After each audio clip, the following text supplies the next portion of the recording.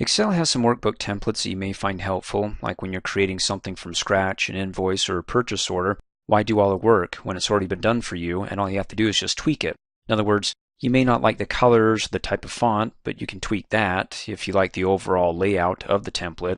And to take a look at these templates, come up here and click on the File tab, go down to New, and there you go, a bunch of templates here.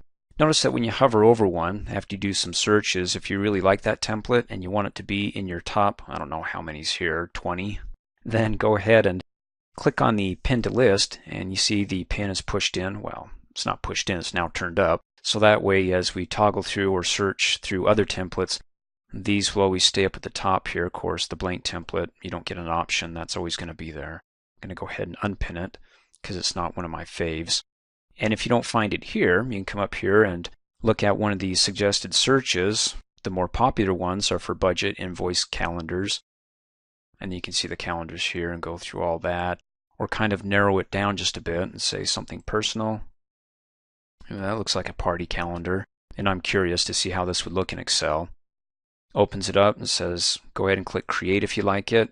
And there it goes. Man, and you select one of those cells, you can look up in the formula bar how they have this set up. Alright, let's go ahead and click on File, go down to New.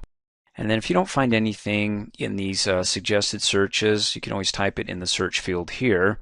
And we'll just type in something simple, invoices. And then just go ahead and scroll down through until you find one that you really love. Like this one, click on it, click Create, and there you go. Now again, if you don't like the colors or the type of font, if the template was set up correctly, well, I can't say correctly, but it was set up with themes in mind, that you can go ahead and change all the font type and the colors in a single click from the Page Layout tab to the Themes group by clicking on the drop-down arrow and choosing another theme. Hey, there you go, that's kind of cool. So we change the colors. You can go ahead and do the different types of fonts as you hover over.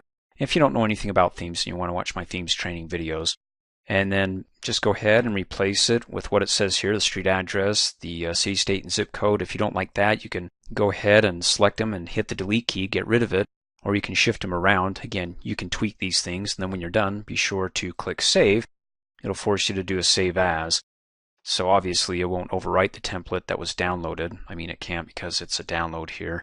And you can go ahead and give it a name, find a place on your computer. You can start with the desktop, and then over here on the desktop, find a folder and click Save.